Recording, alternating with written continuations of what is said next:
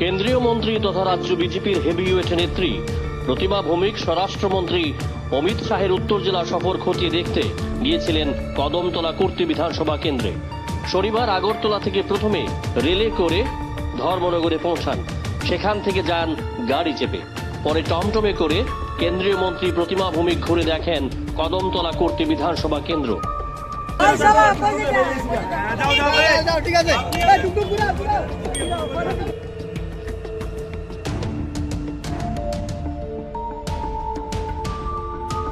উত্তর জেলা সফরে গিয়ে কেন্দ্রীয় মন্ত্রী প্রতিমা ভৌমিক বিজেপির 3 রাজনৈতিক প্রতিদ্বন্দ্বী সিপিআইএম, কংগ্রেস ও তিপ্রামথাকে এক হাত নেন এবং 23-এর ভোটে বিজেপির জয় নিশ্চিত বলেও তিনি জানিয়েছেন।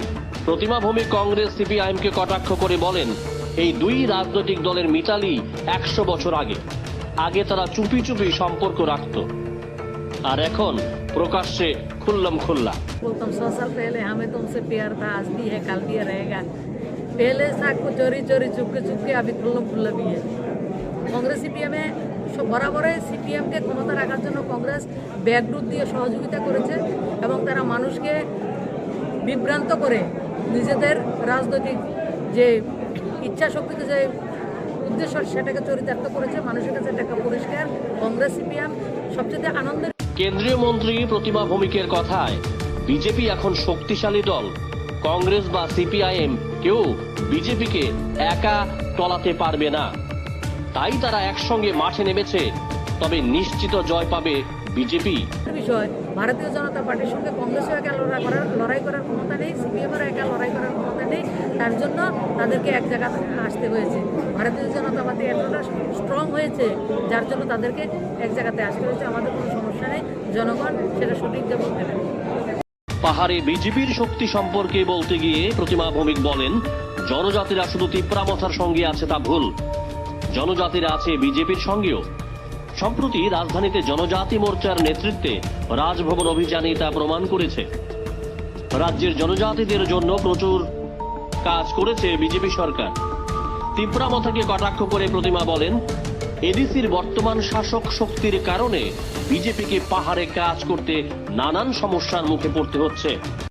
শহরে আমাদের জনজাতিদের মোর্চার উদ্যোগে রাজভবন অভিযান দেখেছেন, সেটা থেকে আপনার পরিষ্কার হয়ে যাওয়ার কথা রয়েছে। পরিষ্কার হওয়ার দরকার যে জনজাতিরা শুধু কথার সঙ্গে নয়, ভারতীয় জনতা পার্টির সঙ্গে জনজাতি রয়েছে এবং আমাদের 10 জন বিধায়ক রয়েছেন, 1 জন এমপি রয়েছেন। ভারতবর্ষের সবচেয়ে বেশি জনজাতির বিধায়ক বলুন, এমপি বলুন এবং কর্পোরেশন সব কিছু মিলে ভারতীয় জনতা পার্টির কাছে সবচেয়ে বেশি রয়েছে।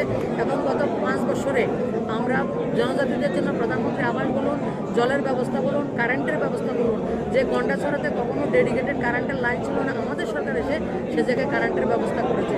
সব জায়গায় আমরা কাজ করেছি এবং এডিসিতে যে সরকার আমাদের নেই, তাদের জন্য কিছু কিছু জায়গা আমাদের কাজ করতে অসুবিধা হচ্ছে, তো সেটা মানুষ জানে এবং সব জায়গাতে আমরা স্পেশাল। কদমতলা কুর্তি বিধানসভা কেন্দ্রের ভোট সমীকরণের প্রসঙ্গ টেনে বলেন, এই বিধানসভা কেন্দ্রের মোট ভোটার 50,000, তার মধ্যে হিন্দু ভোট 26,000 আর মুসলিম ভোট 24,000। মুসলিমরা কেন ভোট দেবে না, এই প্রশ্ন তুলে প্রতিমা ভৌমিক ছটান উত্তর দিয়ে দেন। কেন্দ্রীয় মন্ত্রী সরাসরি বলেন, সরকারি সুযোগ সুবিধা দেওয়ার ক্ষেত্রে বিজেপি হিন্দু মুসলিম দেখে না, সবাইকে সমানভাবে দিয়েছে, অর্থাৎ কাজ করেছে, আর কাজ করলে হাজিরা তো লাগবেই।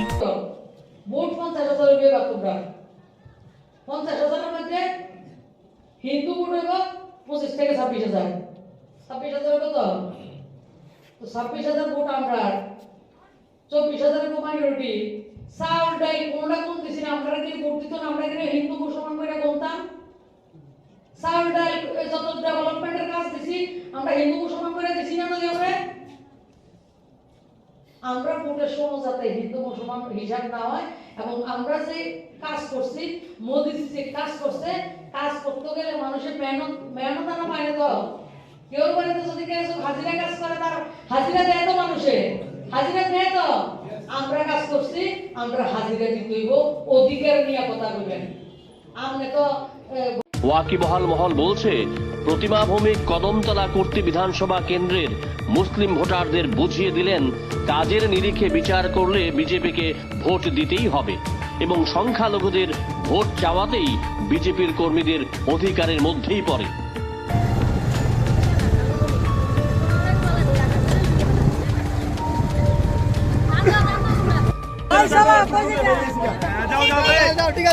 Bureau report, jam 24 news.